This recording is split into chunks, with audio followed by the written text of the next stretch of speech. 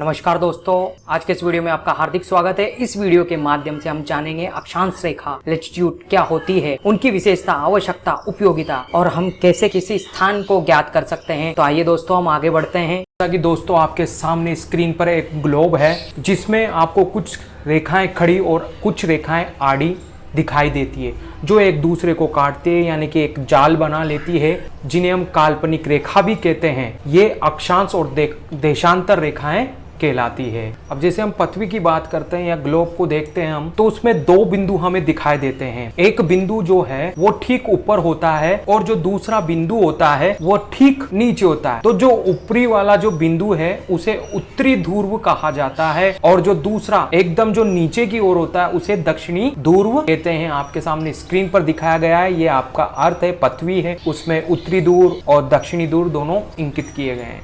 दोनों ध्रुवों के बीच की एक रेखा होती है जिसे हम भूमध्य रेखा भी कह सकते हैं और विषुववृत्त रेखा भी कहते हैं। आपके सामने स्क्रीन पर दिखाया गया है, भूमध्य रेखा को इंकित किया गया है। नेक्स्ट पॉइंट है आपका भूमध्य रेखा जो होती है, यानी कि विषुववृत्त रेखा जो कि 0 डिग्री कहा जाता है। ये रेखा ग्लोब को दो भागों में बांट देती। उत्तर वाले भाग को उत्तरी गोलार्ध, देखिए हमने यहाँ पर इंकित कर रखा है, ये जो उत्तरी गोलार्ध है, और जो नीचे वाला भाग होता है उसको दक्षिणी गोलार्ध कहा जाता है, यानी कि जो दक्षिण में है उसे दक्षिणी गोलार्ध कहा जाता है, जैसे कि आपको स्क्रीन पे बताया गया है। और ये जो 0 डिग्री वाली रेखा है इसे भूमध्य या विषुववृत्त रेखा कहा जाता है। तो दोस्तों हम चलते हैं हमारी अक्षांश रेखाओं की ओर, जिसको लेकर के हम काफी उत्साहित हैं। तो आज हम देखेंगे अक्षांश रेखा। काफी एग्जाम में पूछा जाता है कि अक्षांश रेखा होती क्या है, लेकिन अभी तक हमें ये बात क्लियर नहीं हो पाई है, तो आज हम इसको क्लियर कर लेते हैं। अक्षांश रेखा आपने ग्लोब के अंदर देखा होगा, ये जो आड़ी रेखाएं होती है ये अक्षांश रेखा कहलाती है। जैसे मकर के बारे में सुना होगा, कर्क रेखा के बारे में सुना होगा, वो भी एक अक्षांश रेखा ही होती है। तो भूमध्य रेखा के समानांतर खींचे हुए वृत्त या आड़ी रेखाओं को अक्षांश वृत्त अर्थात अक्षांश रेखाएं कहते हैं। नेक्स्ट पॉइंट है आपका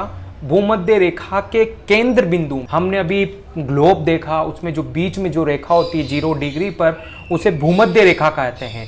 तो उसके केंद्र बिंदु से प्रत्येक अंश एक एक वृत्त खींचे गए हैं, उनके सामने उत्तरी और दक्षिणी लिखा होता है, जिसका अर्थ होता है उत्तरी अक्षांश, दक्षिणी अक्षांश। नेक्स्ट पॉइंट है इसी तरह 90 डिग्री अक्षांश उत्तरी गोलार्ध में और जो दक्षिणी गोलार्ध में है वो भी 90 डिग्री के अक्षांश पर खींचे हुए हैं। इसी प्रकार कहा जाए तो टोटल अक्षांश वृत्त जो है, जो रेखाएं हैं, जो यानी कि जो ग्लोब पर खींची गई रेखाएं, वो टोटल 180 अक्षांश वृत्त में होती है। टोटल कितनी रेखाएं होती है? 180। ध्यान में रखना आप, 180 अक्षांश वृत्त रेखा। नेक्स्ट पॉइंट है आपका विषुववृत्त रेखा। जैसा कि हमने पहले भी बताया, फिर से हम देख लेते हैं एक बार, ग्लोब पर देखते हैं। जैसा कि आपके पास स्क्रीन पर डायग्राम है, ग्लोब पर ये जो खींचे हुए सभी वृत्तों को विषुववृत्त या विषुववृत्त रेखा या तो वृत्त या रेखा हम कह सकते हैं इसको, जो कि 0 डिग्री के नाम से भी जानी जाती है। 0 डिग्री अक्षांश रेखा, ये रही आपकी विषुववृत्त भूमध्य रेखा। अब नेक्स्ट जो पॉइंट है वो बहुत इंपॉर्टेंट है एग्जाम के तरीके से देखा जाए तो उत्तरी गोलार्ध, या आप ऊपर देख सकते हो विषुववृत्त रेखा, भूमध्य रेखा, 0 डिग्री के ऊपर वाला हिस्सा जो कि उत्तरी गोलार्ध में है, इसमें आप देख सकते हो 23.5 डिग्री उत्तरी अक्षांश वृत्त की ये जो कर्क रेखा है 23.5 डिग्री, इसे कर्क रेखा कहते हैं। और हमारे भारत में जो कर्क रेखा है वो किन किन राज्यों से होकर के गुजरी है? देखिए आप, गुजरात, मध्य प्रदेश इत्यादि राज्यों से होकर के गुजरती है। इसी प्रकार ये दक्षिणी में, दक्षिणी गोलार्ध में भी एक रेखा पाई जाती है 23.5 डिग्री की, जिसे मकर रेखा कहा गया है। ये दक्षिणी अक्षांश में स्थित होती है। तो ध्यान में रखना, उत्तरी अक्षांश में कर्क रेखा और दक्षिणी अक्षांश में मकर रेखा स्थित होती है। और ऊपर और नीचे के दोनों बिंदु भी ध्यान में रखना, उत्तरी ध्रुव और दक्षिणी ध्रुव। नेक्स्ट पॉइंट है आपका पृथ्वी पर अपने अक्ष पर 23.5 पर झुकी हुई रहती है। पृथ्वी जो है वो अपने अक्ष पर 23.5 डिग्री पे झुकी हुई होती है। इसी कारण पृथ्वी पर 23.5 डिग्री उत्तरी तथा दक्षिणी अक्षांश में भी सूर्य वर्ष में एक बार ही सीधा चमकता है। ध्यान में रखना इस बात को, इस अक्षांश से उत्तरी ध्रुव तथा दक्षिणी ध्रुव तक सूर्य कभी भी सीधा नहीं चमकता। यही कारण है कि कर्क रेखा एवं मकर रेखा का निर्धारण 23.5 डिग्री पर किया। नेक्स्ट पॉइंट है आपका भूमध्य रेखा के समानांतर खींचे हुए वृत्त आड़ी रेखाओं को अक्षांश वृत्त या अक्षांश रेखाएं कहते हैं। इनकी कुल संख्या 180 होती है। हमने पहले भी इसका जिक्र किया है, फिर से लास्ट में हमने एक बार और इस मूवमेंट को देखा। नेक्स्ट देखिए, तो दोस्तों अब हम चलते हैं अक्षांश रेखाओं की विशेषताओं की ओर।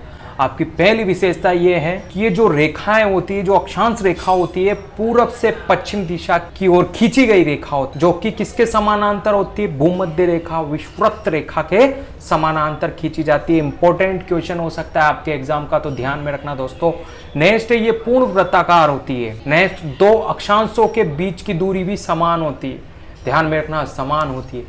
और विषुवृत्त से ध्रुवों की ओर बढ़ने पर वृत्त छोटे होते जाते हैं। आपने देखा होगा कि धीरे धीरे जब हम विषुवृत्त रेखा, भूमध्य रेखा पर बढ़ा, फिर धीरे हम ऊपर चलते हैं, फिर छोटा छोटा छोटा धीरे धीरे छोटा होता जाता है, तो ध्रुव पर एक बिंदु के रूप में रह जाता है, जिसे उत्तरी ध्रुव और दक्षिणी ध्रुव हम कहते हैं। दो बिंदु होते हैं, ध्यान में रखना दोस्तों। नेक्स्ट पॉइंट है आपका, अक्षांश रेखाओं की लंबाई भी समान नहीं होती है। क्यों नहीं होती है? क्योंकि बड़ी फिर छोटी होती जाती है, इसलिए वो समान रेखाएं नहीं होती है। नेक्स्ट है भूमध्य रेखा के उत्तरी क्षेत्र को उत्तरी गोलार्ध और दक्षिणी क्षेत्र को दक्षिणी गोलार्ध कहते हैं। अब हम देखेंगे अक्षांश रेखा के बारे में अन्य तथ्य जो अब तक हमने उनके बारे में चर्चा नहीं की है, तो अब हम देखते हैं उनको। फर्स्ट पॉइंट जो आपका है वो है, ध्रुवों की ओर बढ़ने पर भूमध्य रेखा से अक्षांशों की दूरी प्राय बढ़ने लगती है। जैसे जैसे उत्तरी ध्रुव या दक्षिणी ध्रुव की ओर बढ़ती है, वैसे वैसे दूरी भी बढ़ने लगती है। तो ध्यान में रखना, पॉइंटों में पूछा जा सकता है कि दूरी बढ़ती या नहीं बढ़ती। नेक्स्ट पॉइंट है आपका सेकंड, सभी अक्षांश रेखाएं समानांतर होती है। बिल्कुल सत्य बात है। तो दो अक्षांशों के बीच की जो दूरी होती है, हमने पहले भी बात में कहा था कि उसे नई बात बता रहा हूं अब, जो उसे दूरी यानी कि जो क्षेत्रफल होता है उसे जोन के नाम से जाना जाता है। अभी तक आपने सुना भी नहीं होगा जोन, अब्राहम जोन नहीं। नेक्स्ट पॉइंट है आपका, दो अक्षांशों के मध्य की दूरी कितनी किलोमीटर होती है? 111 किलोमीटर होती है। नेक्स्ट पॉइंट, न्यून अक्षांशों पर दोपहर के समय सूर्य ठीक सिर के ऊपर रहता है। इस बात को भी नोट कर लेना आप। नेक्स्ट पॉइंट है आपके, किसी स्थान के अक्षांश को मापने के लिए अब तक खगोलीय तथा त्रिभुजकरण नाम की दो विधियों का प्रयोग किया गया है। पूछा गया है बहुत सी बार, एसएससी के एग्जाम में पूछा गया है, तो आपको दो विधियों के बारे में दो विधियों का नाम ध्यान में रखना होगा। एक तो खगोलकीय और एक त्रिभुजीकरण विधि है, जो कि अक्षांश को मापने के लिए काम में ली जाती है। अक्षांश रेखा आप जानते हो, रेखा जिसके बारे में अब अभी तक चर्चा करते आ रहे हैं। आपका नेक्स्ट पॉइंट है, अब तक ठीक माप जो किया है वो श्री निरंकार सिंह ने भूगुण मापनी नामक यंत्र का आविष्कार किया था 1971 में, तो इस बात को भी आप ध्यान में रखना। नेक्स्ट है, अक्षांश रेखाओं की मदद से किसी स्थान की स्थिति को हम समझने में मदद करती है अक्षांश रेखा, यानी कि किसी भी स्थान की स्थिति को अगर आपको जानना हो, मापना हो, तो उसमें अक्षांश रेखा ही मदद कर पाएगी। और सबसे बड़ी बात जो है कि जलवायु की जानकारी आपको कैसे मिलती है, वो अक्षांश रेखाओं के कारण ही आपको जलवायु की जानकारी मिल पाती है। तो दोस्तों, आपको हमारा वीडियो कैसा लगा? अगर आपको हमारा वीडियो पसंद आए तो लाइक, शेयर और सब्सक्राइब करना ना भूलें।